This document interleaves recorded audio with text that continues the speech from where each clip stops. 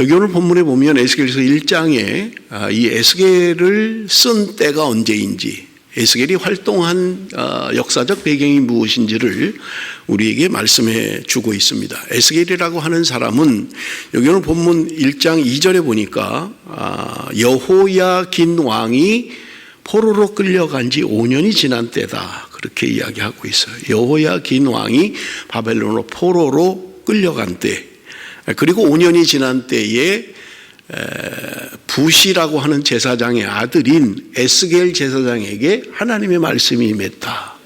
오늘 본문에 보니까 하늘이 열리고 하나님의 모습이 내게 보였다, 그렇게 이야기합니다. 그러니까 지금 역사적 시기가 언제냐 하면 남유다의 여호야긴 왕이 바벨론의 포로로 끌려간 때였다, 그렇게 이야기하고 있는 것을 우리가 볼 수 있습니다. 잠깐 여러분 그 성경의 이해를 위해서 우리 지도를 하나 좀 볼 텐데, 그 당시에 국제 정세가 어땠는지 그리고 역사적 배경이 무엇이 있는지를 우리 잠깐 좀 보도록 하겠습니다. 여러분 지도를 좀 봐주시고요. 여러분 지금 중동 지역의 지도입니다. 지금 여기가 바벨론 지역이고요, 아수르 제국이고요, 이쪽이 애굽입니다. 이 세 나라가 중동에 지금 각축을 벌이는 때인 것입니다. 여러분 그 아수르라고 하는 이 나라가 제일 먼저 강성해지죠. 학자들 가운데는 500년 이상을 지배했다, 그렇게 이야기를 합니다. 여러분 지금 여기 기록은 없습니다만은 티그리스 강이고요, 유프라테스 강입니다. 요 강과 요 강 사이를 우리는 메소포타미아다, 그렇게 이야기합니다. 메소라는 말은 뭐뭐 사이에라는 말이고요, 포타미아라는 말은 강이라는 말이에요. 그래서 강과 강 사이에 있는 지역을 우리는 메소포타미아다, 그렇게 이야기하는 거예요. 세계 문명의 발상지 가운데 하나인 메소포타미아 문명, 여기서 시작한 거죠. 이 강과 강 사이에 이 지역이 시날 평지입니다. 시날 평야예요. 그래서 아브라함이 우르라고 하는 곳에서 출발해서 하란을 거쳐서 지금 가나안에 들어가서 산 이 지역, 이동한 이 경로가 이스라엘 중동 지역에 굉장히 비옥한 그런 시날 평지에 해당하는 그런 곳입니다. 아수르라고 하는 나라가 어떤 학자는 700년 정도를 통치했다. 주전 1300년부터 아수르가 멸망하는 612년까지 700년 이상을 중동 지역의 승자로 다스리는 제국으로 역사를 했다, 그렇게 이야기를 하는 사람도 있습니다만은 어쨌든 작게 잡아도 500년 이상을 아수르라고 하는 나라가 통치하고 다스렸던 것입니다. 그 다음에 새롭게 일어난 바벨론이 이제 아수르를 무너뜨리고 바벨론 제국을 형성하게 됩니다. 그때 이제 이 애굽이 지금 에스겔이 활동하는 때는 언제냐면, 말씀드린 것처럼 여호야긴 왕이 포로로 끌려갈 때라고 이야기합니다. 그게 언제냐면 지금 아수르가 이제 멸망해가는, 점점 약해지는 거예요. 바벨론이 점점 강해지는 때입니다. 그런데 여러분 이스라엘의 성경에 나오는 왕은 요시야 왕이라는 남유다의 16번째 왕이 있어요. 요때예요. 그런데 애굽은 바벨론이 자꾸 일어나는 걸 원치 않는 거예요. 그래서 애굽이 바벨론을 견제하기 위해서 북상을 해서 아수르와 함께 바벨론을 치려는 계획을 가지고 있는 거예요. 그게 애굽의 바로누고 왕이 그런 계획을 가지고, 이게 지금 올라가는 거예요. 북상하는 거예요. 그런데 애굽에서 이쪽 아수르 쪽으로 티그리스강 메소포타미아 쪽으로 가려면 여러분 이 해안도로를 따라가야 돼요. 이게 국제도시입니다. 왜냐하면 해안도로를 따라가면 높낮이가 별로 없어요. 그냥 평평한 길을 따라가는 것이고, 여러분 이스라엘에는 여기가 평야지대입니다. 우리가 샤론 평야라고 할 때 이곳이었다, 그렇게 말씀을 드렸죠. 애굽에서 이쪽으로 올라가려면 이 바닷길을 따라서 두로와 시돈을 거쳐서 이렇게 올라가야 돼요. 그런데 이스라엘의 왕이었던 남유다의 16번째 왕인 요시야는 아수르 정책보다는 친바벨론 정책을 가지고 있던 사람이에요. 그래서 이스라엘은 바벨론과 친해지길 원했던 거예요. 그런데 지금 애굽이 아수르와 함께 바벨론을 침공하기 위해서 올라가니까 이스라엘의 왕인 요시아가 여기서 차단해 버린 거예요. 올라가는 애굽의 군사를 맞아서 싸움이 벌어지게 된 거예요. 그게 여러분 무깃도라고 하는 요 이스라엘 지역에 보면 무깃도라는 곳이 있는데 여기서 애굽의 군사와 이스라엘의 군사가 전쟁이 일어나는 거예요. 그런데 불행하게도 이스라엘이 패하게 됩니다. 애굽이 강대한 나라죠. 애굽의 군대가 이기고 요시아는 여기서 죽게 됩니다. 이게 이제 굉장히 역사적인 사건이고요. 이게 주전 609년의 일입니다. 여러분, 이 609년이 중요한 게 아수르가 멸망하는 해예요. 지금 애굽이 일로 올라가서 아수르와 함께 바벨론을 공격하려고 했는데 올라가는 중간에 이스라엘이 차단해 버린 거예요. 이스라엘과 전쟁을 치르느라고 올라가지 못하는 사이에 바벨론이 아수르를 공격해서 무너뜨려 버리고 맙니다. 그게 이제 요시아의 죽음과 아수르의 멸망이에요. 그래서 지금 이제 바벨론이 여기를 다 차지해 버린 거예요. 그러니까 애굽이 지금 치러 올라갔다가 이미 전쟁이 끝나버린 거예요. 애굽의 힘 가지고는 도저히 이길 수가 없는 거예요. 그러니까 다시 빠꾸해서 자기네 본국으로 돌아가면서 이미 그때 요시아 왕을 죽이고 이기고 올라갔는데 요시아 왕을 대신해서 이스라엘에서는 여호아하스라고 하는 남유다의 17번째 왕으로 세우는 거예요. 그런데 애굽이 올라갔다가 내려오면서 보니까 지네 마음대로 지네가 왕을 세워놓은 거예요. 자기네가 전쟁에 이겼는데 자기네가 마음대로 해야 되는데 요시아의 아들 여호아하스를 왕으로 세운 거예요. 그러니까 애굽이 여기서 여호아하스를 끌고 애굽으로 가버려요. 포로로 끌고 가고 그 대신에 왕을 세운 게 누구냐면 여호야김이라고 하는 왕을 세우게 됩니다. 18번째 왕이죠. 여기에 이제 그 여호야김이 왕을 세워놓습니다. 그리고 여러분 이 여호야김 다음의 왕이 누구냐면 여호야긴이에요. 남유다의 19번째고요. 20번째 왕이 시드기야고 남유다는 이때 멸망을 합니다. 여호야긴은 3개월밖에 왕을 못했어요. 바벨론이 침공을 해서 왕과 함께 다 끌고 가버리고 만 거예요. 지금 에스겔이 활동할 때는 언제냐면 여러분 성경이 이야기하는 것처럼 여호야긴이 포로로 끌려가고 5년이 지난 때다 그렇게 이야기해요. 아직 이스라엘은 존속하고 있어요. 시드기야 왕이 11년을 통치했으니까요. 그러나 이스라엘은 이제 멸망의 길로 치닫고 있는 거예요. 이제 멸망이 다 돼가는 거예요 지금. 그 시점에 에스겔이 포로로 끌려갔다라고 하는 거예요. 바벨론이 이스라엘을 3번 침공을 했는데 포로로 끌려갔는데 첫 번째 1차 침공 때는 우리가 잘 아는 다니엘이라고 하는 선지자가 예언자가 포로로 끌려가게 됩니다. 그리고 2차 침공 때는 지금 에스겔 우리가 보고 있는 에스겔이 포로로 끌려가게 됩니다. 그리고 세 번째 마지막 바벨론 포로는 586년에 느부갓네살이 쳐들어와서 완전히 멸망시키고 마는 거예요.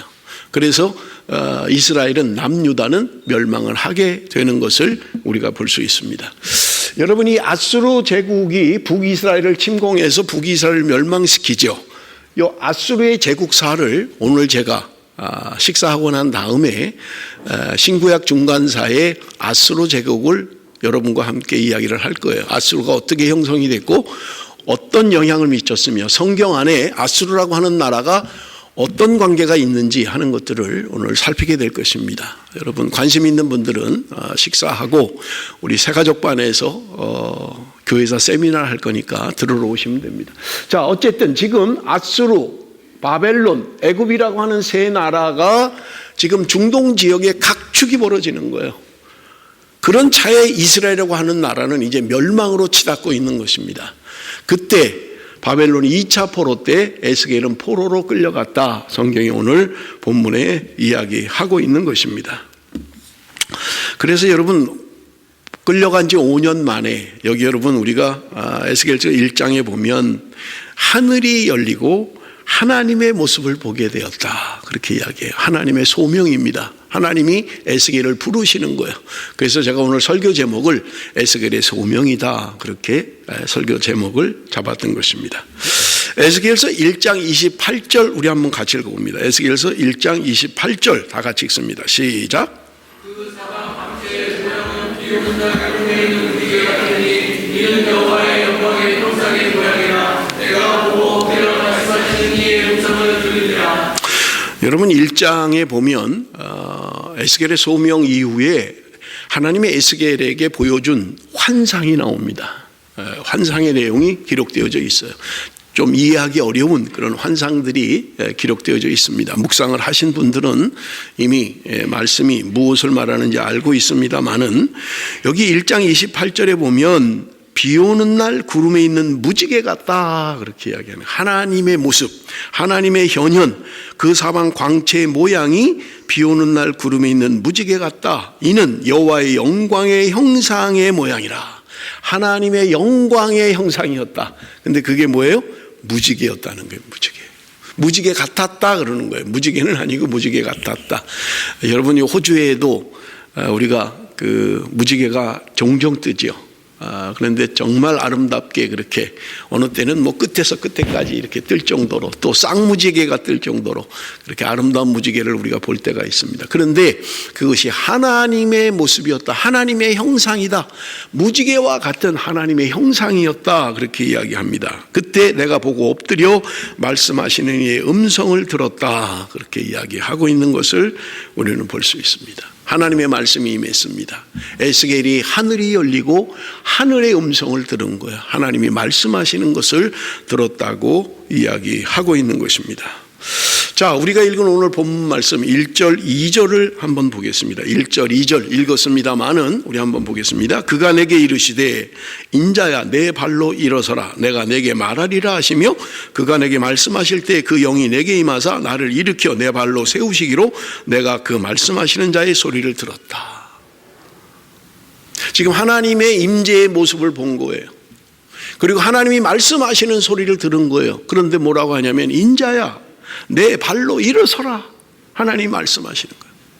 그런데 지금 에스겔은 하나님의 영광의 광채를 보고 하나님의 음성을 들었을 때 자기가 일어설 수가 없는 거예요. 다리가 떨려서 일어설 수가 없는 거예요. 그래서 여기 오늘 본문에 보면 그 영이 내게 임하사 나를 일으켜 내 발로 세웠다. 자기 힘으로 못 일어나는 거예요. 성령이 그와 함께 하심으로 말미암아 천군 천사가 도우심으로 말미암아 일어설 수밖에 없었던 것을 오늘 본문이 우리에게 말씀해 주고 있는 것입니다. 하나님의 말씀을 들을 때 어떤 모습일까?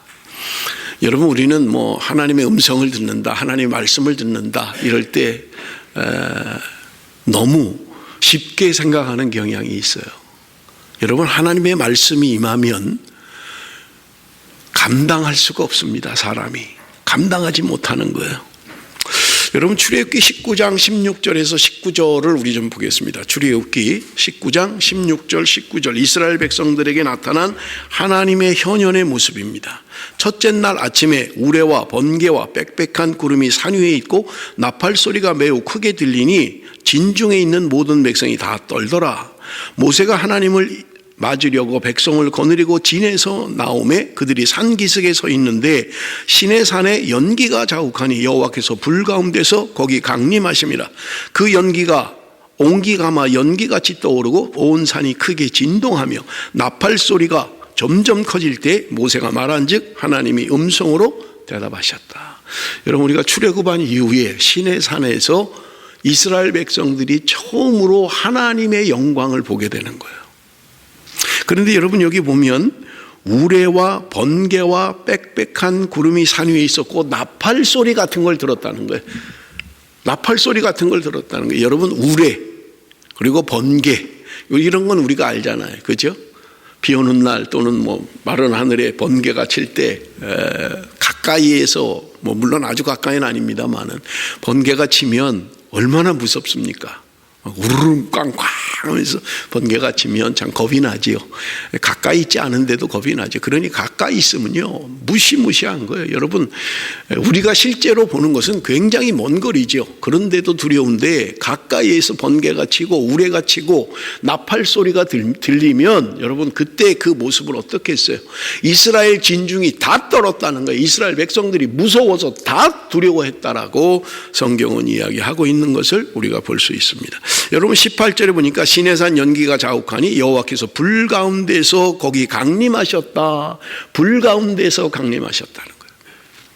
하나님의 임재의 모습을 지금 성경 기자들이 표현하는데 대부분 하나님의 임재를 불과 함께 이야기를 합니다. 여러분 에스겔서 1장에도 환상을 통해서 보여주는 것 가운데도 마찬가지예요. 하나님이 불 가운데 임재하셨다. 불이 있었다는 거예요. 여러분 모세가 하나님을 대면할 때 미디안 광야에서 떨기나무에서 불꽃이 있었다. 그런데 그 불꽃 가운데서 말씀하셨다. 이렇게 되어 있는 거예요. 대부분 하나님의 현현의 모습을 사람들이 인간의 언어로 표현할 때 불 가운데 역사하신 하나님, 불 가운데 강림하셨다 이렇게 이야기하는 거예요. 뭐 하나님이 뭐 불을 끌고 다니겠어요? 그런데 사람이 볼 때 사람의 언어로 표현할 수 있는 가장 좋은 방법이 뭐냐면 그렇게밖에는 표현을 못하는 거예요. 너무 하나님의 광채가 강하니까 마치 불타는 것 같은 불꽃 같은 것처럼 느꼈다 이렇게 표현하고 있는 것을 우리는 볼 수 있는 것입니다. 그렇습니다. 하나님의 임재, 하나님을 경험하는 것은요 두려운 일입니다. 요즘 우리는 하나님을 너무 쉽게 생각해요. 제가 일부 예배 때도 이야기했습니다마는 찬양이 그렇게 많이 만들어요. 찬양이 하나님을 뭐 이웃집 아저씨 같은 뭐 친밀함에 대한 것을 표현하는 건 참 좋은데 하나님을 두렵게 생각하지 않는 거예요. 하나님의 모습을 볼 수도 없지만 하나님의 영광의 광채만 봐도 우리는 두려울 수밖에 없는 거예요. 하나님의 음성을 들으면요 구약시대는 다 죽었다고 생각했어요. 죽는다고 생각했던 거예요.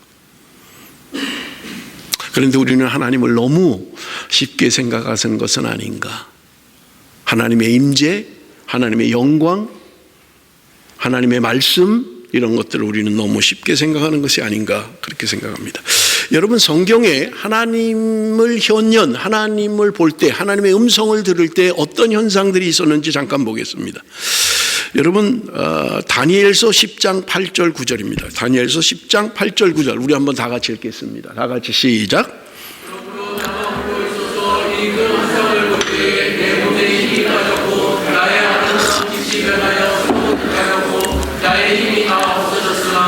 내가 그의 음성을 들었는데 그의 음성을 들을 때에 내가 얼굴을 가리고 깊이 잠들었습니다. 다니엘이 하나님의 음성을 들었다. 그런데 그때 어떤 현상이 있었어요? 8절에 보니까 나만 홀로 있어서 이 큰 환상을 볼 때 내 몸에 힘이 빠졌다. 나의 아름다운 빛이 변하여 썩은 듯 했다. 나의 힘이 다 없어졌다. 하나님 앞에 서니까 힘이 빠져버리는 거예요. 그리고 나의 아름다운 모습이 썩은 것 같아, 썩은 듯 했다 이렇게 표현하고 있어요. 하나님 앞에 서면 내가 아무리 깨끗한 것 같고 내가 생각할 때는 아름다운 것 같고 괜찮은 것 같아도 하나님 앞에 서면 썩은 것에 불과한 거예요. 하나님의 임재 앞에 설 때, 하나님의 영광의 광채 앞에 설 때 우리는 떳떳하게 그렇게 설 수 있는 존재들이 아닌 거예요. 다리에 힘이 빠져버리는 거예요. 서 있을 수가 없는 거예요. 내가 그의 음성을 들었는데 그의 음성을 들을 때 내가 얼굴을 땅에 대고 깊이 잠들었다. 내가 얼굴을 땅에 대고 잠들었다는 거예요. 여러분 개역개정은 이렇게 표현하고 있습니다만은 세번역 성경으로 다시 보겠습니다. 세번역 성경에는 이렇게 표현합니다. 나 혼자만 남아서 그 큰 환상을 보았다. 그때 나는 힘이 빠지고 얼굴이 죽은 것처럼 변하였으며 힘을 쓸 수 없었다. 나는 그가 말하는 소리를 들었는데 그의 말소리를 들었을 때 나는 정신을 잃고 땅에 쓰러졌다. 이게 원어에 가까운 표현이에요. 하나님의 목소리를 들을 때, 하나님의 임재를 경험할 때, 하나님의 영광의 광채를 볼 때 서 있을 수가 없는 거예요. 힘이 빠져버리는 거예요. 쓰러져서 정신을 잃어버렸다고 이야기하고 있는 것을 우리는 볼 수 있습니다. 그렇습니다. 우리가 하나님을 대면하는 것, 하나님의 영광의 광채가 우리 가운데 임하는 것, 내가 서 있을 수가 없는 거예요. 내가 아무리 이 땅에서 거룩하게 경건하게 바르게 살았다 할지라도 하나님 앞에 서면 죽은 자 같은 거예요. 냄새나는 송장 같은 거예요. 썩은 것 같은 거예요.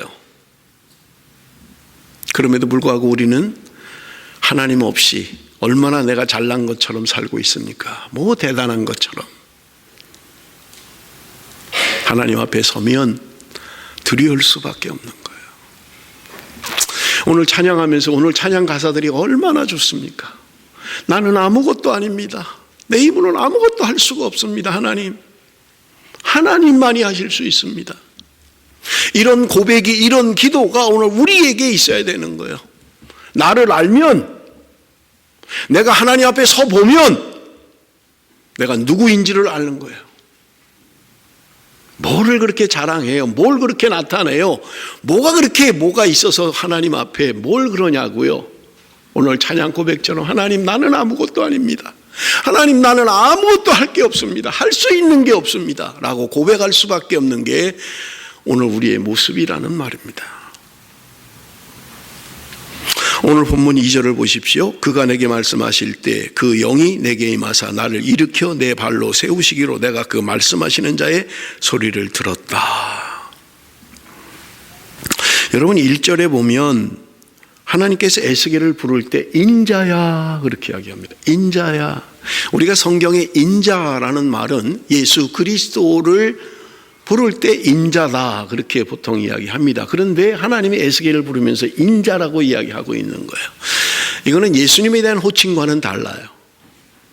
여기 인자라는 말은 벤 아담이라는 말로 아담의 아들 그 말이에요. 아담이라는 말은 사람이라는 말입니다. 사람의 아들이다 그런 말이에요.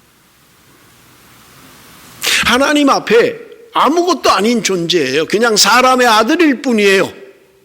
내가 무엇을 할 수 있고 무슨 능력이 있고 뭔가를 이룰 수 있는 게 아니라는 게 그냥 너는 사람의 아들이야.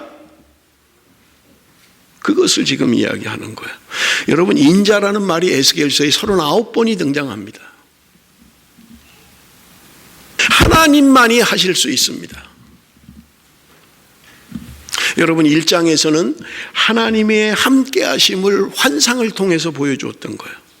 2장에서는요 말씀하시는 하나님으로 에스겔에게 보여주고 있는 거예요. 하나님의 영이 함께 할 때 에스겔에게 주신 사명을 감당할 수 있다는 거예요. 나는 내 힘으로 일어설 수도 없는데 하나님의 영이 나를 일으켜 세워주셨다는 거예요. 내가 능력이 있어서 전하는 것이 아니라 내가 능력이 있어서 사명을 감당하는 것이 아니라 하나님이 오늘 나에게 성령을 부어주셔서 하나님이 나를 일으켜 세워주시고 사명을 감당하게 하신다는 말입니다. 그러므로 우리는 여러분 하나님 앞에 자랑할 건 아무것도 없어요. 날마다 우리의 고백이 하나님 나는 아무것도 아닙니다. 나는 아무것도 할 수 없습니다. 여러분 바울이 주님을 만났을 때 고백이잖아요. 주님을 만나기 전에는 내가 제일인 줄 알았어요. 세상에서 제일 큰 자라고 생각했어요. 그런데 주님을 만나고 나니까 나는 아무것도 아닙니다. 나는 세상에서 가장 작은 자입니다. 내가 이제까지 소중하게 여기는 것들 배설물로 여깁니다. 그건 아무것도 아닙니다. 나는 이제 오직 주님만을 바라보기를 원합니다. 표대를 향하여 달려가는 하나님의 사람으로 살기를 원합니다. 바울의 고백이었던 것입니다. 여러분 3절을 보십시오. 내게 이르시되 인자야 내가 너를 이스라엘 자손 곧 패역한 백성 나를 배반하는 자에게 보내노라. 그들과 그 조상들이 내게 범죄하여 오늘까지 이르렀나니. 지금 하나님이 말씀하시는 거예요. 내가 너를 이스라엘 백성들에게 보내겠다. 지금 이미 1차, 2차 멸망해서 지금 바벨론의 포로로 끌려와 있어요. 아직 명맥은 유지하고 있어요. 이스라엘 이제 곧 멸망할 거예요. 그런데 지금 이야기하는 거예요. 그래서 에스겔서 24장까지는요 아직도 남아있는 남유다에게 이야기하시는 거예요.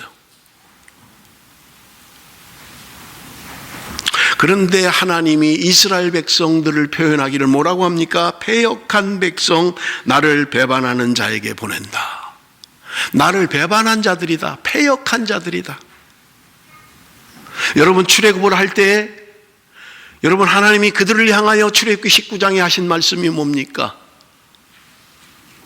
너희들은 나의 거룩한 백성이다.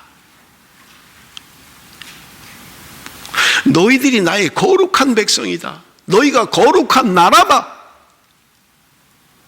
내가 너희들을 제사장으로 삼겠다. 하나님이 그렇게 말씀하셨어요. 그렇게 불러내셨어요. 내가 너희들을 다스리는 왕이야. 너희들은 나의 거룩한 백성들이야. 너희들은 나의 거룩한 나라야. 하나님이 그렇게 말씀하셨어요. 그런데 지금 800년이 지난, 여기 오늘 성경은 이야기입니다. 오늘까지 이르렀다 이렇게 얘기해요. 바벨론 포로로 끌려간 지금 597년에 2차 포로가 끌려갔으니까요. 600년만 잡아도 출애굽한 때가 1446년이에요. 그러면 도대체 몇 년입니까? 7, 800년이 지났잖아요. 너희 조상들이 그때부터 지금까지 내 앞에 패역하고 있다. 너희들이 불순종하고 있다. 너희들이 말씀을 안 따르고 있다. 하나님이 지금 말씀하고 있는 거예요. 너희들은 나를 배반하고 있다. 그렇게 이야기하고 있는 거예요.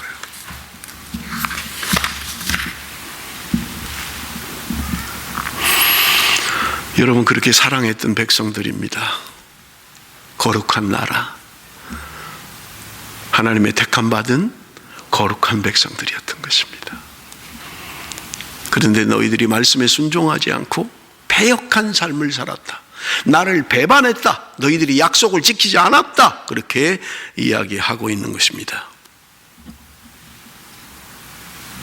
그것이 오늘날까지라는 거예요. 지금까지 그렇다는 거예요. 지금까지. 사랑하는 성도 여러분, 이스라엘이 멸망한 때로부터 지금까지, 오늘 우리까지는 여러분 2600년, 2700년이 지났습니다. 하나님이 오늘 저와 여러분을 향해서 동일하게 말씀하시는 것 같지 않습니까? 너희들이 오늘까지, 지금까지 너희들은 내 앞에 패역한 족속들이다. 너희들은 나를 배반하고 살고 있다. 아니라고 이야기하실 수 있겠습니까?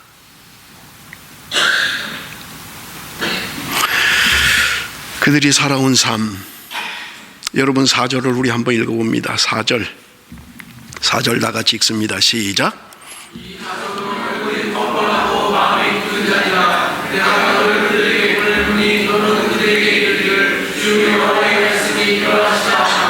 이 자손은 얼굴이 뻔뻔하고 마음이 굳었다. 뻔뻔하다는 거예요. 마음이 굳었다. 강팍하다는 말입니다. 마음이 강팍하다는 거예요. 뻔뻔하다는 거예요. 우리 뭐 뻔뻔하다는 말은 많이 쓰잖아요. 그죠? 사람이 좀 양심도 없고 뭔가 그러면 우리가 저 사람 왜 이렇게 뻔뻔해?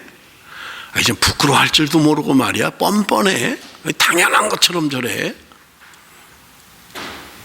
지난주에 어느 목사님 가정과 만나서 식사하면서 얘기하는 중에 그런 이야기를 해요. 시티에 가다 보니까 홈리스가 있어서 추운데 너무 추워 보이니까 지나가던 사람이 자기 외투를 벗어서 홈리스한테 줬다는 거예요. 그런데 이 홈리스가 그걸 받아가지고 자꾸 둘러보더래요. 이게 어디 메이커 거지? 이게 뭐 괜찮은가? 한참 보더니 그래 나 입을게. 그러고 자기 가방에다 넣더라는 거예요.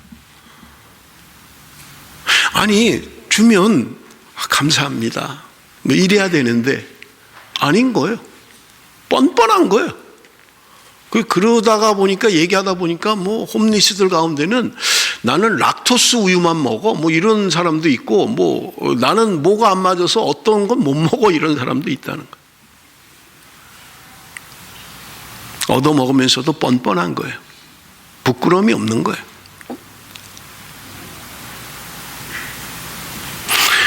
마음이 강팍해졌다는 거예요. 마음이 굳어버린 거예요. 말씀을 들어도 깨닫지를 않는 거예요. 말씀을 들어도 변화가 생기지 않는 거예요.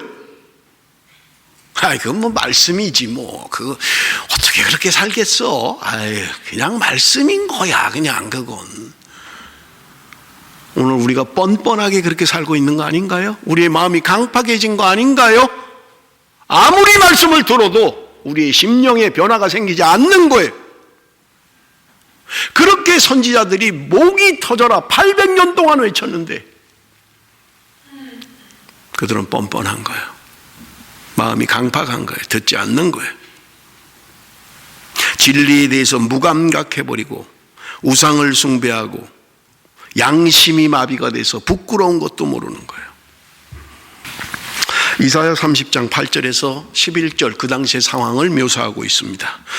이제 가서 백성 앞에서 서판에 기록하며 책에 써서 후세에 영원히 있게 하라. 대저 이는 패역한 백성이요 거짓말하는 자식들이요 여호와의 법을 듣기 싫어하는 자식들이라. 그들이 선견자들에게 이르기를 선견하지 말라. 선지자들에게 이르기를 우리에게 바른 것을 보이지 말라. 우리에게 부드러운 말을 하라.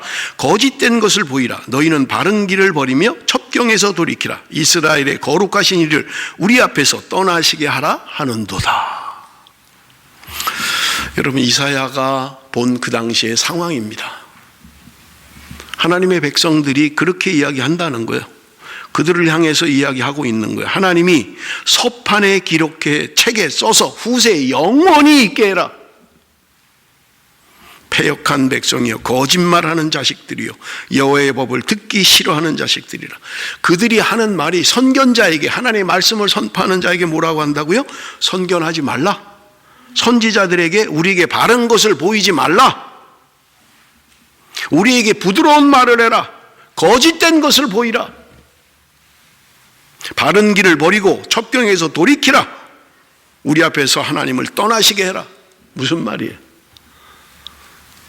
우리 듣기 싫은 소리 하지 말라는 거예요. 그냥 부드러운 말만, 좋은 말만. 하나님은 사랑이십니다. 하나님은 우리를 용서하십니다. 무슨 죄를 져도 하나님 앞에 회개하면 하나님은 사랑이 많으셔서 우리 죄를 용서하시는 분입니다. 여러분이 일주일 동안 어떻게 살고 왔다 할지라도 이 시간 여러분이 하나님 앞에 우리의 죄를 고백하면 하나님은 용서하시는 분입니다. 하나님은 샬롬입니다. 내가 이렇게 살아가도 아무 문제가 없다는 거예요. 그게 백성들이 요구하는 거라는 거예요. 성도들이 그걸 듣고 싶어 하는 거예요. 죄, 지옥, 벌 받는다 이런 말 하지 말라는 거예요. 괜찮습니다. 하나님은 사랑입니다. 우리가 무슨 짓을 해도 하나님은 얼마든지 용서하십니다. 성경 구절도 갖다 대죠. 70번씩 7번을 용서하라고 했습니다. 죄를 70번씩 7번 지라 그랬나요? 성경을 좀 알면 성경을 갖다 붙이는 거예요. 그러니 하나님이 우리에게 그렇게 용서하라 그랬는데 하나님이 용서 안 하시겠습니까? 무슨 죄를 져도 하나님은 용서하십니다. 괜찮습니다. 평안입니다. 샬롬입니다. 백성들이 그런 걸 요구한다는 거예요. 여러분 아닌 것 같죠? 천만에요.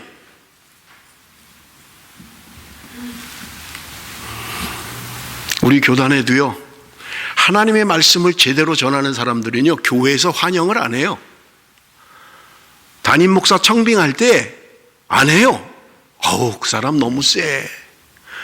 너무 강성이야. 우리는 부드러운 게 좋아. 우리는 그냥 다 좋은 게 좋은 거 아니겠어? 그냥 그렇게 사는 거지 뭐. 하나님의 말씀이 받아들여지질 않는 거예요. 여러분은 아닌가요? 여러분은 안 그러세요?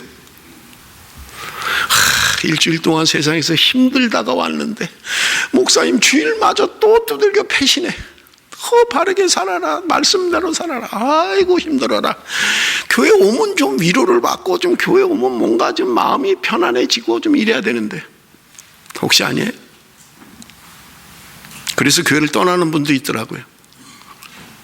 사업 똑바로 하려니까 도저히 못 견디고 가더라고요. 하나님이 오늘 우리에게 말씀하시는 것, 백성들이 그걸 원하는 거예요. 그냥 편안하고 좋은 말하고 하지 말라는 거예요. 선견하지 말라는 거예요. 하나님의 말씀 전하지 말라는 거예요.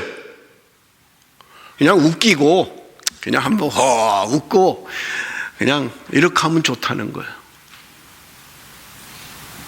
어느 분이 그러더라고요. 설교하기 전에 한번 확 웃겨놓으면 분위기가 좋아진다는 거예요. 그래서 말씀을 잘 듣는다는 거예요. 저도 그래서 유혹이에요. 확 웃고 재밌게 하고 그냥 막 쇼를 해서라도 좀 막 관심을 갖고 막 조는 사람 하나 없이 막 그냥 그래야 되나? 여러분 반대로 생각하면 일주일에 한 번이라도 와서 하나님의 말씀을 듣고 내가 돌이키고 깨닫고 하나님 앞에 갈 수 있는 기회가 있어야 될 거 아니에요. 세상에서 세상 따라 살다가 세상 가치관대로 살다가 교회 와서도 세상 이야기하고 인포메이션을 듣고 가고 정보 듣고 가고 뭐 시나무랭이 비슷한 문학적인 이야기 듣고 가고 그걸 하나님의 말씀이라고 할 수 있겠냐는 거예요. 다 피하는 거예요. 이렇게 하면 저 사람, 이렇게 하면 저 사람. 그냥 다 좋은 게 좋은 거다. 그냥 바른 길을 버리고 첩경에서 돌이키라. 우리 앞에 떠나시게 해라. 하나님도 필요 없다는 거예요. 오늘 제가 글을 보니까 그런 게 있더라고요. 한국교회 천국 없는 교회, 지옥 없는 교회가 있다는 거예요. 천국도 없어요. 지옥도 없어요. 그런 교회가 있대요. 그냥 없어도 여기가 좋다. 그냥 여기가 천국이다. 그냥 여기서 잘 살면 되고. 예레미야 22장 21절 우리 한번 같이 읽습니다. 예레미야 22장 21절 다 같이 시작.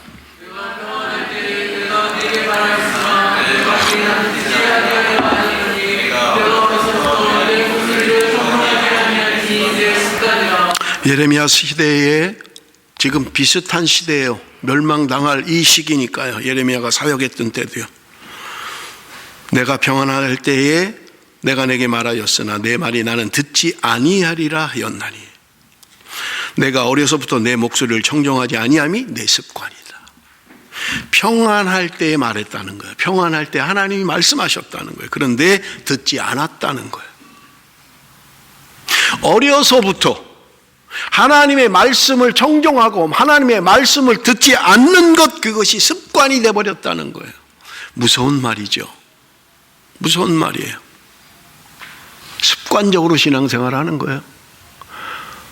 신앙생활을 수십 년 했는데 안 듣는 게 습관이 되어버렸어요. 그냥 안 듣는 게 똑같아. 그냥 주일학교 다닐 때나 학생 다닐 때나 청년부 다닐 때나 집사가 된 때나 장로가 된 때나 똑같아요. 습관이에요. 그냥 교회를 습관 따라 다니는 거예요. 그냥 신앙생활을 습관적으로 하고 있는 거예요. 그냥 하나님이 오늘 우리를 향해서 말씀하시는 것은 아닙니까? 네가 지금 습관이 됐구나. 하나님 말씀 안 듣는 게 습관이 됐구나. 하나님의 말씀에 순종하고 경청하고 듣는다면 우리가 바뀌어야 돼요. 달라져야 돼요. 5절 말씀입니다. 그들은 패역한 족속이라. 그들이 듣든지 아니 듣든지 그들 가운데 선지자가 있음을 알지니라. 이상하잖아요. 아니 그들이 안 들을 건데 하나님은 가서 전하래요. 그들에게 하나님 말씀 전하라는 거예요. 그러면서 듣든지 안 듣든지 너는 가서 전하라는 거예요. 들으면 좋겠는데 여러분 아수르가 니느웨가 요나 선지자가 가서 선포하니까 12만 명이 회개하고 돌아왔잖아요. 하나님의 구원을 받았잖아요. 그러면 좋겠는데 안 듣는데 뭐 할라 거기 가서 선포하고 외치냔 말이에요. 여러분 누가복음 16장에 보면 부자와 거지 나사로에 대한 비유가 있습니다. 부잣집 앞에서 거지가 맨날 밥이나 얻어먹었어요. 허름한 옷 입고 추위에 떨면서 먹고 남은 밥 찌꺼기나 얻어먹고 그렇게 생활한 거예요. 그런데 죽어서 거지 나사로는 천국에 갔던 거예요. 부자도 죽었습니다. 그는 지옥에 갔어요. 얼마나 덥고 얼마나 힘든지 부자가 아브라함에게 이야기합니다. 당신 손가락에 물을 좀 묻혀서 한 방울만 내 혀에 좀 떨어뜨려 주십시오. 죽겠습니다. 아주 지금 물 한 방울만 벌컥 마시는 것도 아니고 물 한 방울만 찍어서 나한테 똑 떨어지게 좀 해주십시오. 그러면서 요청합니다. 저 나사로, 죽은 나사로를 좀 보내서 우리 지금 세상에 아직도 살고 있는 5 형제들이 있는데 저들에게 여기 오지 않도록, 지옥이 오지 않도록 좀 전해 주십시오. 나사로가 살아서 돌아가면 그들이 믿을 것입니다. 그때 아브라함이 이야기합니다.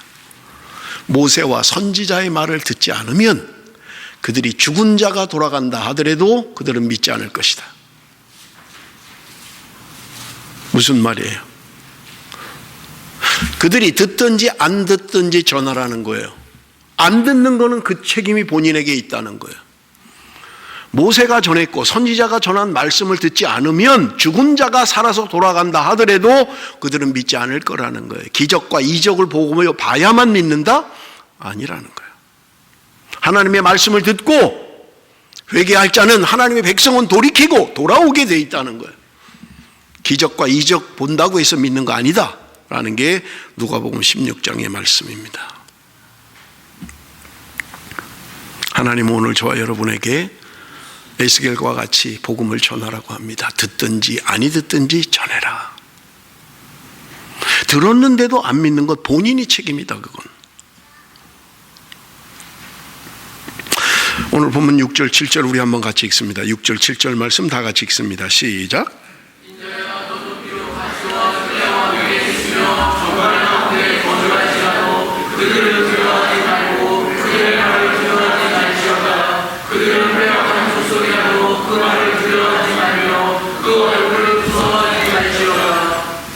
그들은 심히 배역한 자라. 그들이 듣든지 아니 듣든지 너는 내 말로 고할지니라. 여러분 여기 보세요. 인자야 너는 비록 가시와 찔레와 함께 있으며 전갈 가운데 거주할지라도 그들을 두려워하지 마라. 은유적으로 표현하고 있는 거예요. 이스라엘 백성들이 뭐라는 거예요? 가시와 같다, 찔레와 같다, 전갈과 같다는 거예요. 그래도 너는 두려워하지 말고 그들에게 전하라는 거예요. 그들이 듣든지 안 듣든지 복음을 전하라고 말씀하고 있는 것을 우리는 볼 수 있습니다.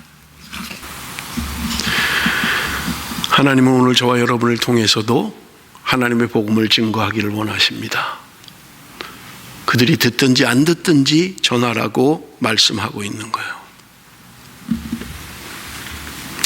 여러분 오늘 본문 마지막 8절에서 10절입니다. 너 인자야 내가 내게 이르는 말을 듣고 그 패역한 족속같이 패역하지 말고 내 입을 벌리고 내가 내게 주는 것을 먹으라 하시기로 내가 보니 보라 한 손이 나를 향하여 펴지고 보라 그 안에 두루마리 책이 있더라.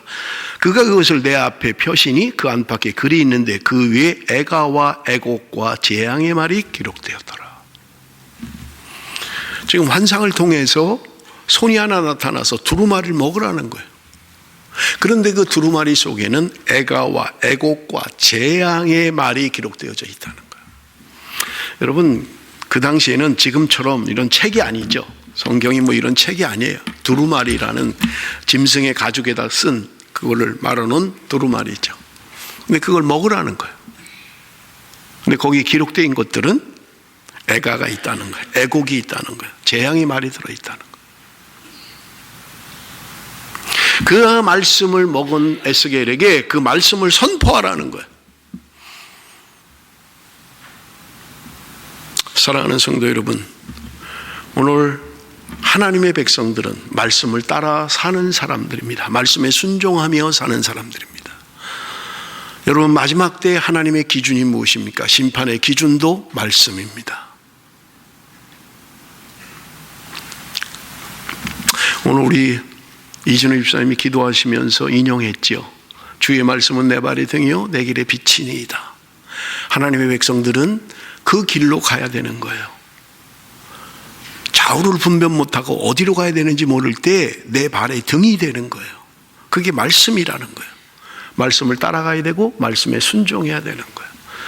하나님께서 마지막 심판의 도구도 무엇이냐? 말씀으로 심판하실 거라는 거예요. 여러분 그래서 스가랴서에도 동일하게 이야기하고 있는 거예요. 요한계시록에도 동일하게 이야기하고 있는 거예요. 하나님은 말씀으로 우리를 다스리고 오늘도 하나님의 백성들이 말씀 앞에 돌아오기를 원하시며 하나님이 말씀으로 심판하시겠다고 우리에게 말씀하고 있는 거예요. 하나님의 말씀을 받아먹은 자는 전할 수밖에 없습니다. 그것이 심판의 메시지라고 하더라도 그대로 전해야 돼요. 가감하면 안 됩니다. 아, 요건 좀 들으면 좀 시험 되겠네. 그 빼고 이렇게 하면 안 된다는 거예요. 하나님의 말씀을 가감없이 선포해야 된다는 거예요. 말씀을 맺겠습니다. 에스겔은 지금 자신의 민족이 포로로 끌려온 비운의 시기에 살았던 사람입니다. 자기가 잘못해서 그런 거 아니에요. 그런데 오늘 본문 1장에 에스겔서에 하늘이 열리고 하나님의 음성을 들었다고 이야기합니다. 절대 절망 가운데 절대 소망이 있습니다. 내 힘으로 할 게 없어요. 아무것도 없어요. 할 수 없어요. 그런데 주님이 소망이라는 거예요. 오늘 찬양 부른 게 저도 처음 부른 거라 따라하기가 좀 어려운데 가사는 너무 좋더라. 나는 아무것도 할 수 없습니다. 나는 아무것도 아닙니다. 여러분의 입에서 이런 찬양이 고백이 되어지고 순간순간 우리의 기도가 됐으면 좋겠어. 하나님, 나는 아무것도 아닙니다. 하나님, 내가 할 수 있는 게 없습니다. 내 마음은 그런 게 아닌데 내 뜻대로 살 수가 없습니다. 하나님이 아니면 불가능합니다. 사랑하는 성도 여러분, 말씀만이 생명입니다. 말씀만이 살 길입니다. 힘들고 어려워도 말씀 붙들고 말씀에 순종해야 되는 거예요. 세상 원리, 세상 원칙, 내 삶의 내 목표, 그게 중요한 게 아니에요. 하나님이 오늘 나에게 무엇을 요구하시는가? 하나님이 나에게 무엇을 말씀하시는가? 우리는 순종해야만 합니다. 절대 절망의 순간에 하늘이 열리고 하늘의 음성을 들었던 에스겔과 같이 저는 말씀을 준비하면서 우리의 베델의 성도들이 하늘이 열렸으면 좋겠습니다. 하나님의 음성을 들었으면 좋겠습니다. 그래서 하나님 앞에 돌아오는 하나님의 사람, 말씀의 소중함을 알고 말씀에 순종하기를 소원하는 사람, 힘들고 어려워도 세상 내 법칙을 따라가는 것이 아니라 하나님의 말씀의 법칙을 따라 사는 사람, 오늘도 하나님은 그런 사람을 기다리고 있는 것입니다. 하나님의 자존심, 하나님이 오늘 저와 여러분을 하나님의 자존심으로 여길 수 있는 사람, 하나님이 욥을 향하여, 사단을 향하여 이야기합니다. 욥을 봐라, 저 세상에 살고 있는 욥을 봐라, 저는 나의 자존심이다. 오늘 하나님께서 저와 여러분을 자존심으로 생각할 수 있는, 사단에게도 사단아 봐라, 황규철이가 있지 않느냐. 죄송합니다. 여러분의 이름 속에 여러분이 그런 하나님의 자존심으로 살아갈 수 있는 저와 여러분이 되시기를 바랍니다. 기도하겠습니다.